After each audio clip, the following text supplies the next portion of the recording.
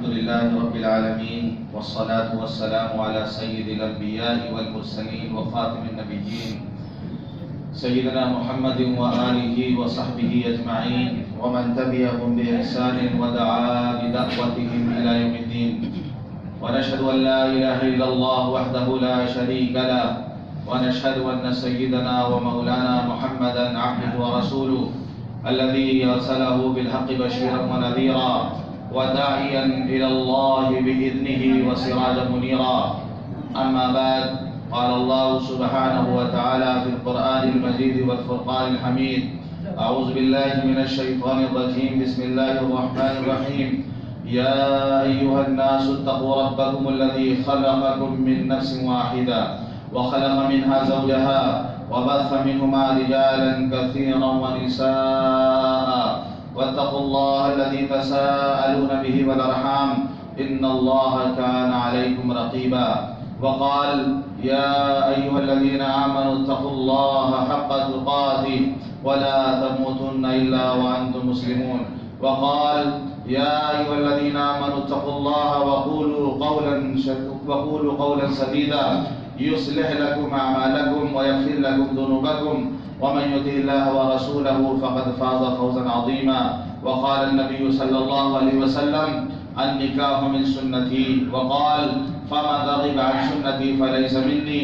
وقال النبي صلى الله عليه وسلم: تنكح المرأة لأربع: لمالها ولجمالها ولحسبها ولدينها فاصفر بذات الدين تربت يداك. وقال النبي صلى الله عليه وسلم: أعظم النكاح بركة أيسره مؤونة أو كما قال عليه الصلاة والسلام. میرے بھائیوں، بزرگوں، دوستوں، نکاح کی مجلس منعقد ہوئی ہے. نکاح کے موقع پر جو خطبہ پڑھا جاتا ہے اور نکاح کے خطبے میں 3 آیتیں پڑھی جاتی ہیں. ان 3 آیتوں کا انتخاب نہ کسی عالم نے کیا ہے، نہ کسی مولانا نے، نہ کسی مفتی نے، نہ کسی حافظ نے، نہ کسی قاری نے، بلکہ قرآن مجید میں سے 3 آیتوں کا انتخاب نکاح کے خطبے میں تمام انبیاء کے سردار جناب محمد رسول اللہ صلی اللہ علیہ وسلم نے کیا ہے، اور آپ نے نکاح کے خطبے میں ان 3 آیتوں کو پڑھا ہے.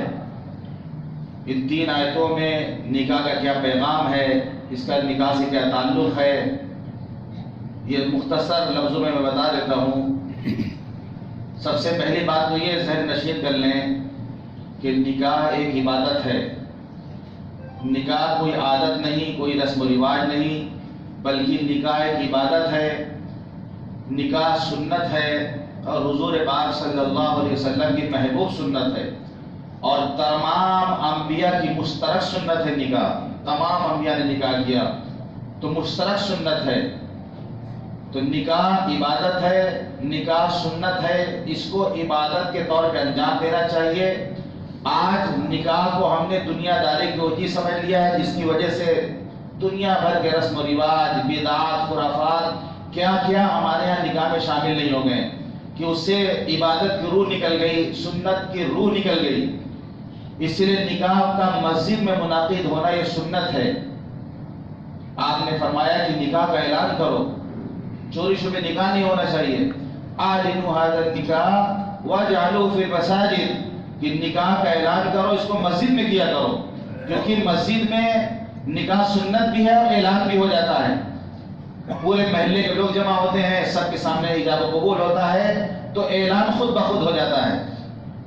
تو شادی میں یہ ضروری ہے، ماں باپ پر یہ فرض ہے، ان کی ذمہ داری ہے، یا اولاد کے حقوق میں سے ہے کہ لڑکی لڑکا جب بالغ ہو جائے اس کا مناسب رشتہ تلاش کر کے اس کی شادی کر دی جائے، اس میں تاخیر نہ کی جائے.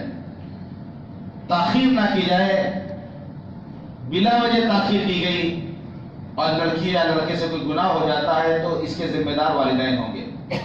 آپ نے جوانوں کو خطاب کر کے فرمایا: یا معاشر الشباب من استطاع منکم الباءۃ فلیتزوج. اے نوجوانوں، جو گھر بسا سکتا ہو،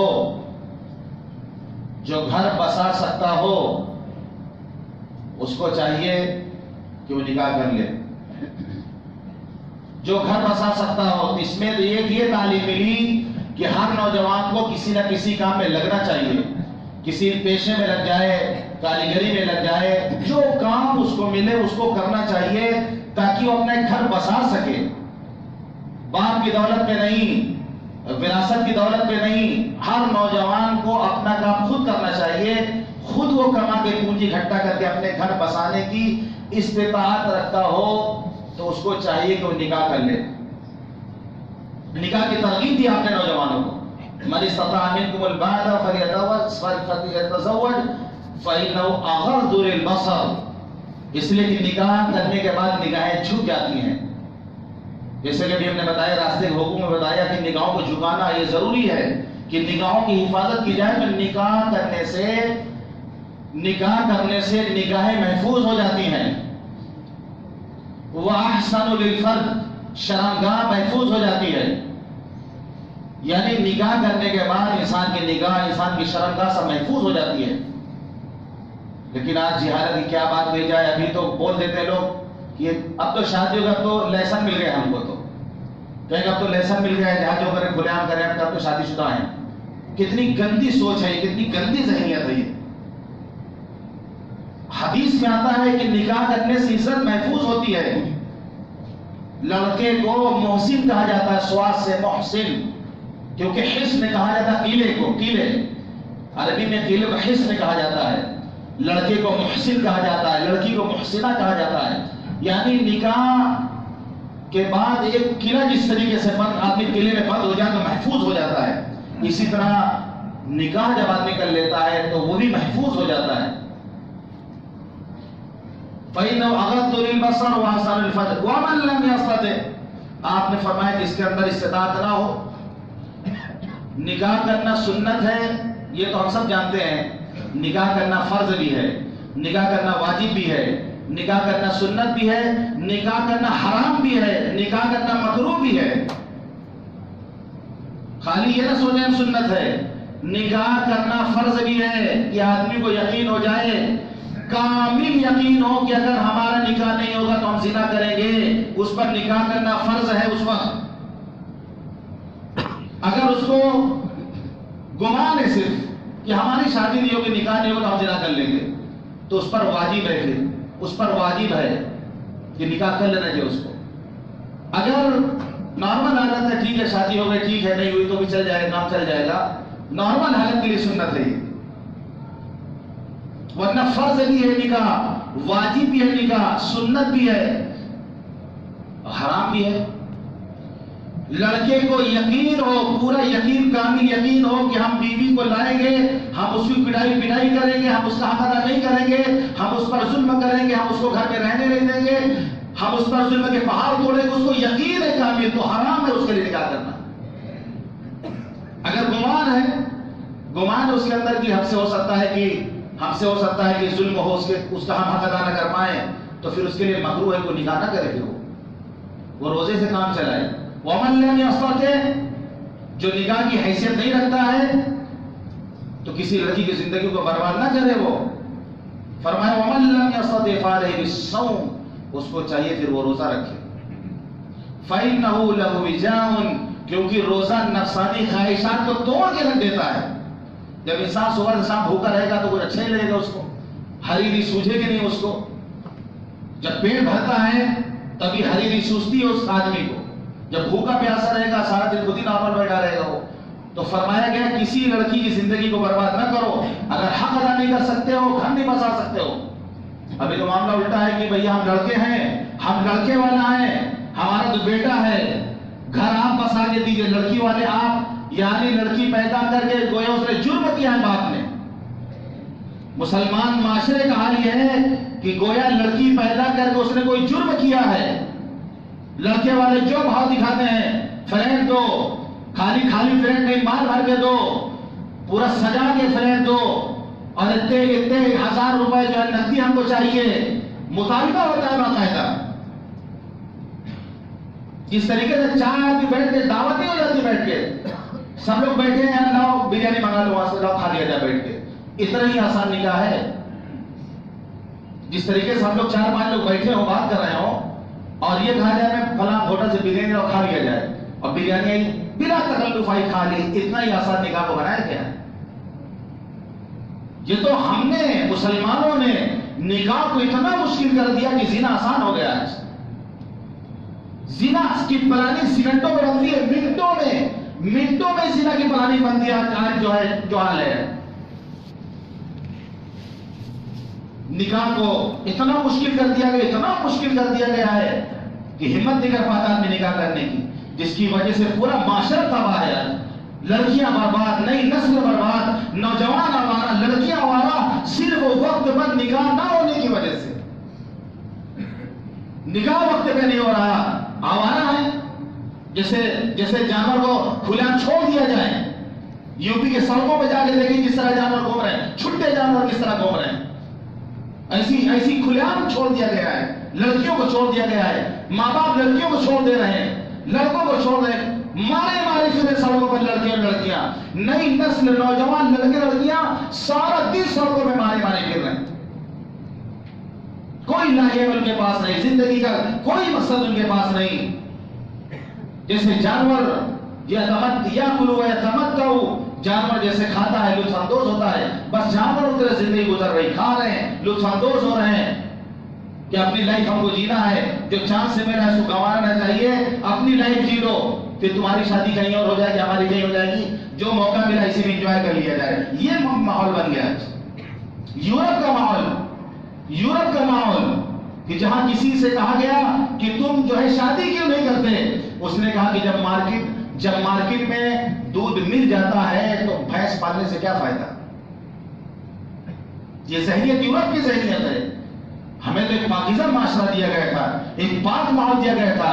پورے صحابہ کی جو کتابیں ہیں، اصول الغابہ ہے، اصابہ ہے، اسی طریقے سے حیات الصحابہ ہے اور سیر الصحابہ ہے. جو بھی سیریز ہے صحابہ کی کتاب کی، کوئی بھی پڑھا لکھا مطالعہ کر لے، عربی میں پڑھ لے چاہے اردو میں پڑھ لے، کسی ایک صحابی کا نام دکھا دے ہمیں لا کے جس نے صرف ایک شادی کی ہو. ایک یا دو ہو سکتا ہے مل جائے، یعنی صحابہ کی پوری جماعت میں سے ایک یا دو صحابی ہو سکتا ہے مل جائے جن کی ایک بیوی رہی ہو. ورنہ نکاح کیا انہوں نے اس پہ عمل کیا. آسان تھا معاملہ. بیوہ عورتوں سے کر لیتے تھے. ابھی تو عورت بیوہ جب پوری زندگی بیچاری ایسی گزارنی ہوتی ہے اس کو. قیامت کے دن یہی بیوہ اور گیرمان پکڑے گی، اللہ یہ میرے پڑوس میں رہا کرتا تھا، یہ دوسری شادی کر سکتا تھا، اس کے پاس طاقت تھی کرنے کی، لیکن اس نے مجھ سے شادی نہیں کی. ہم جو ہے اپنی عزت کو گنوا کے آئے آپ کے پاس. یہ اسلامی تعلیم نہیں ہے. حضرت حسن کے بارے میں بتائیں آپ کو. حضرت حسن بن علی حضور پاک صلی اللہ علیہ وسلم کے نواسے. امام حسن نے تقریباً 100 سے زیادہ شادی کی تھی. حیران ہو گیا، 100 سے زیادہ شادی کی تھی امام حسن نے. یہاں تک کہ حضرت علی کو منع کرنا پڑا مدینے میں کہ کوئی اپنی بیٹی شادی حسن سے نہیں کرے گا. لیکن پھر بھی مدینے کو لوگ کر دیا کرتے تھے کہ حضور پاک صلی اللہ علیہ وسلم کے خاندان کے ہیں، ان کے نواسے ہیں، یہ نسبت ہمیں حاصل ہو جائے. حضرت علی رضی اللہ عنہ کے امام حسن حسین یہی لوگ جانتے ہیں نام. تقریباً 11 بیٹیاں تھیں حضرت علی رضی اللہ عنہ کی. کئی بیویاں تھیں آپ کی. بہت سارے نکاح کیے تھے. تو یہ ایک اسلامی معاشرہ تھا. ہم یہ نہیں کہہ رہے کہ یہاں کے لوگ جو 4-5 شادی کریں وہ یا دوسری شادی کریں، یہ نہیں بتا رہے. ہم یہ بتانا چاہ رہے ہیں، یہ بتانے کا مقصد یہ ہے ہر کس کو یہ نہ سوچے کہ کل سے تیاری کریں گے دوسری شادی کرنے کی. اب بیوی کو جا کے دھوس دے جا کر کے، ڈرائے جا کے کہ امام صاحب تقریر بولے ہیں ایک اور شادی کرو سب لوگ. کہ ایک آدمی آیا بیوی کو بیوقوف بنا دے کہہ رہا کہ اللہ پر غضب ہو گیا، بادشاہ نے حکم دیا ہے کہ جو آدمی دوسری شادی نہیں کرے گا اس کو سولی پہ چڑھا دیا جائے گا. بیوی نے کہا اللہ اکبر، اللہ نے آپ کو شہادت کے لیے قبول کر لیا. تو کوئی یہ نہ سوچے، میرے کہنے کا مقصد یہاں پر یہ ہے کہ نکاح بہت آسان ہے. صحابہ کرام بہت آسان نکاح تھا، اس لیے نکاح کیا کرتے تھے وہ. تو کوئی اس کا غلط مطلب نہ سمجھے. بیوہ عورت ہو جاتی تھی، نکاح کا ہو جاتا تھا. ہمارے یہاں بیوائیں بیچاری ہیں، کون اسے نکاح کرنے والا ہے؟ کوئی نہیں کرتا. تو یہ اسلامی معاشرہ نہیں ہے. اسلامی معاشرہ کی نکاح کو بہت آسان بنایا گیا تاکہ عزتیں محفوظ ہوں، نسلیں محفوظ ہوں، گناہ نہ ہو، زناکاری نہ ہو. اس لیے نکاح کو بہت آسان. لیکن بدقسمتی یہ ہے ہماری کہ ہم نے نکاح کو بہت مہنگا بنا دیا ہے، بہت مہنگا بنا دیا ہے کہ جب شادی کا موقع آتا ہے کہ بیٹی والا جو ہوتا ہے، بیٹی والا راتوں میں نیند اس کی حرام ہو جاتی ہے، کہاں سے انتظام کرے؟ بڑے بڑے مطالبات ہوتے ہیں کہ بارات آئے گی تو یہ کھانا پکنا چاہیے، ہمارے براتیوں کا بہت ہائی فائی انتظام ہونا چاہیے، ایسا ہونا چاہیے، ویسا ہونا چاہیے، شرائط رکھتے ہیں لوگ باقاعدہ،